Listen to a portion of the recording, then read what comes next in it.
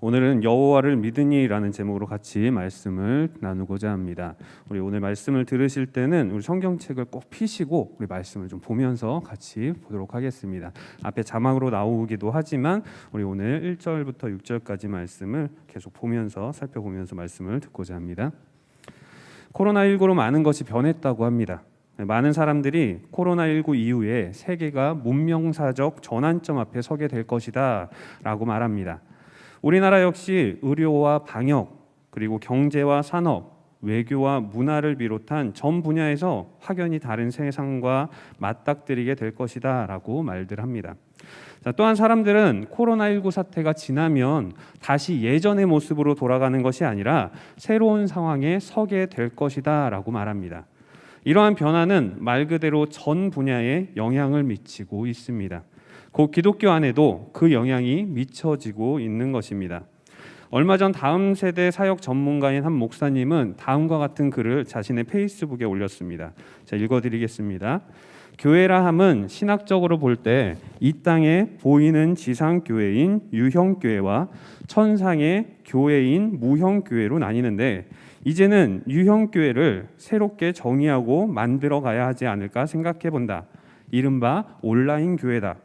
전에는 내가 태어나고 자란 교회 하나만이 있었는데 우리 교회 말고도 매주 말씀을 듣는 교회, 내 마음속에 은혜 받는 교회가 복수로 존재하게 되었다. 물론 교회의 멤버십에 대한 이야기는 아니다. 자, 이 글은 교회에 대한 정의 역시 변화되고 있다는 부분을 지적하고 있습니다. 예전에는 무형교회, 유형교회만 있었지만 이 지상에 있는 유형교회가 내가 잘하는 교회, 그리고 항상 주일마다 나와서 예배드렸던 교회, 그 외에도 인터넷을 통해서 은혜 받는 교회, 말씀을 사모해서 또 말씀을 교육하기 위해 듣는 교회, 이런 다양한 온라인 교회들이 생겼다는 겁니다. 우리가 멤버십으로서는 한 교회를 섬기고 있지만 현장이 폐쇄되고 온라인으로 예배를 드리다 보니 여러 가지 이런 정의가 변경되었다라고 이야기합니다. 제가 국민대 한 교수님과 얼마 전 통화한 적이 있습니다. 이 통화의 내용이 코로나19가 지난 후에 교회의 교육 환경 역시 많은 변화가 있을 것이다 라는 내용이었습니다. 이에 대한 준비가 지금 우리 교회 현장 그리고 교육 현장에 절실히 필요한 때이다 라는 주제로 제가 1시간여간 통화를 하면서 앞으로 우리가 무엇을 준비해야 될지, 무엇을 해나가야 될지에 대해 많이 생각하게 되었습니다. 자, 그렇다면 세계 문명사적 전환점, 그리고 교회에 대한 정의도 변경되고 우리의 교육 환경도 변경되는 이런 때에 우리에게 중요시 되는 것은 무엇일까요? 이와 같은 변화의 시기에 꼭 필요한 것은 본질을 바로 아는 것이 아닐까라고 생각합니다. 변경과 변질이 있습니다. 변경은 본질을 지킨 채 상황에 맞게 개혁되는 것이지만 변질은 상황에 맞추어 그 본질이 변하는 것을 말합니다. 본질은 변하면 안 되는 것입니다. 그런데 이 본질이 변하지 않는 변경, 개혁을 위해서 우리에게 필요한 것이 바로 본질을 바로 아는 것입니다. 자, 이런 때 우리가 바로 알아야 하는 것, 그것은 신앙의 기본적인 질문과 그에 맞는 답변, 그 우리 신앙의 본질이 아닌가 생각합니다. 그래서 오늘 말씀 제목 여호와를 믿으니 신앙의 기본 믿음 편이라고 생각하고 같이 들었으면 좋겠습니다. 자, 우리가 성경 속에서 신앙의 기본 믿음 편이라고 했을 때 가장 먼저 떠오르는 인물 누가 있을까요? 오늘 본문에 힌트가 있습니다. 아브라함, 그죠? 믿음의 조상 아브라함. 자, 믿음의 조상 아브라함이 이 믿음 편의 1번 이 주인공이 아닐까 생각합니다. 오늘 이 믿음 편의 주인공 탁월한 인물인 아브라함을 통해서 믿음에 대해서 우리 한번 살펴보고자 합니다. 자, 본문은 하나님이 환상 중에 아브라함에게 말씀하신과 이에 대한 아브라함의 반응에 대해 다루고 있습니다. 우리 15장 6절 말씀 같이 한번 읽어보겠습니다. 시작.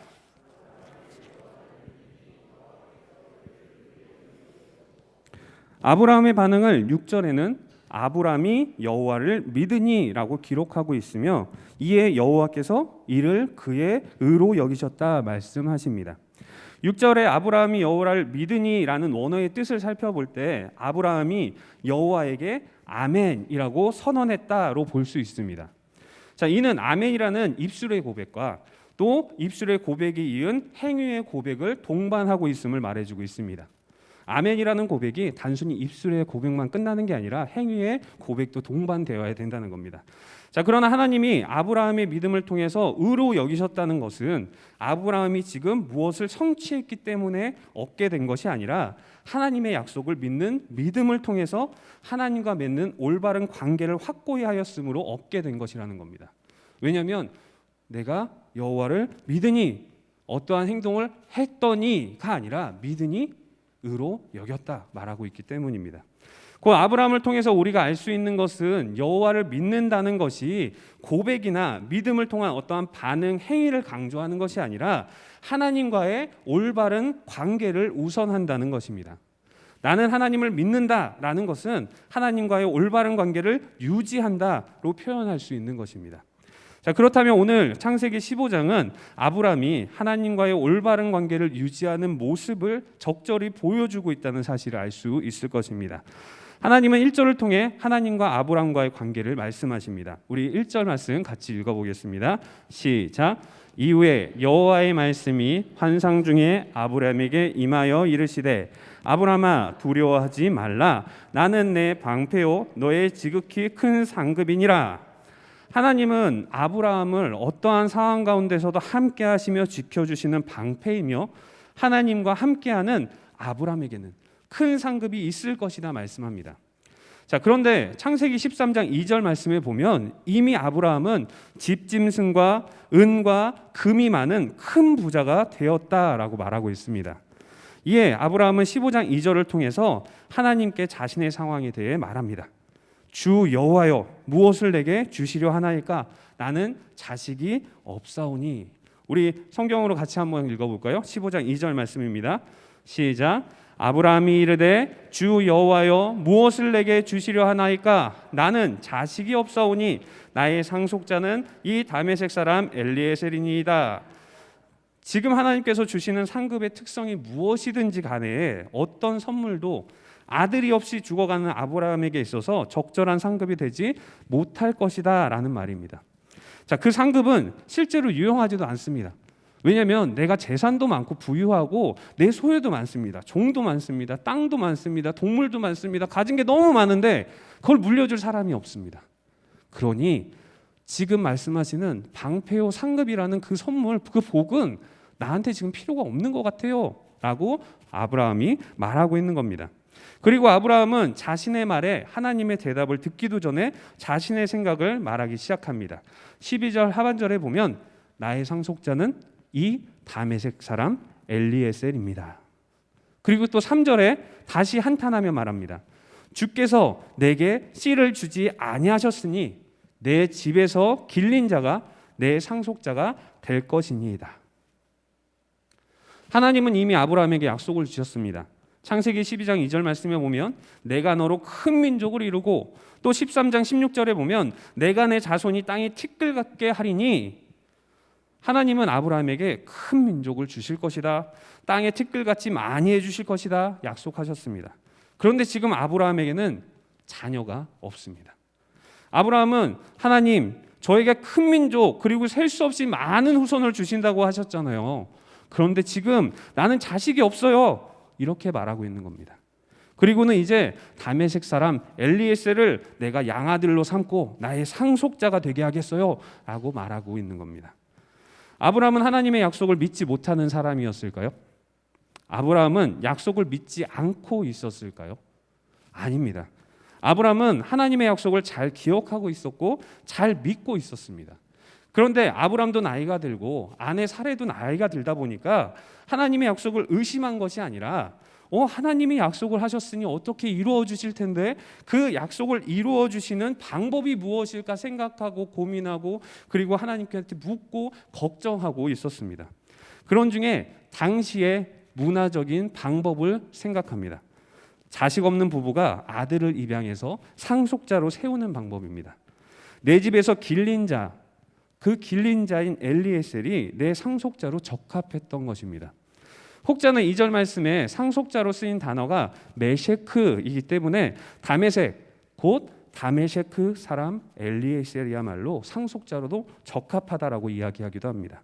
곧 나의 메셰크는 나의 상속자는 다메셰크 사람 엘리에셀이다 아브라함이 확신하고 있었을 수 있다라고 말합니다. 창세기 15장 2절 하반절에 있는 나의 상속자는 이 다메섹 사람 엘리에셀이다라는 이 말 자체가 메셰크, 다메셰크. 어떻게 이렇게 완벽한 조합이 있지라고 아브라함 스스로 생각하고 판단할 수 있었을 것이라는 겁니다. 그런데 정말 하나님의 약속이 이렇게 이루어지는 것일까요? 4절 말씀 우리 같이 한번 읽어보도록 하겠습니다. 15장 4절 말씀입니다. 시작. 여호와의 말씀이 그에게 임하여 이르시되 그 사람이 내 상속자가 아니라 내 몸에서 날 자가 내 상속자가 되리라 하시고, 하나님은 엘리에셀이 아니라 다른 사람을 줄 것이라고 말씀합니다. 아브라함은 어땠을까요? 여지껏 안 줘놓고서 이제 와서 내가 나이가 몇인데, 내 아내가 나이가 몇인데, 하나님 딱 맞지 않아요? 메셰크 상속자, 그런데 다메셰크 엘리에셀, 우리 집에서 기른 사람, 내가 길렀고 나의 재산도 잘 알고 나의 모든 걸 상속할 수 있는 사람, 그리고 내가 죽으면 나를 옆에서 묻어줄 수 있는 사람 맞잖아요. 메셰크 다메셰크 라고 대답하지 않았습니다. 우리 6절 말씀에 보면 아브라함이 여호와를 어떻게 했다고 나옵니까? 믿으니.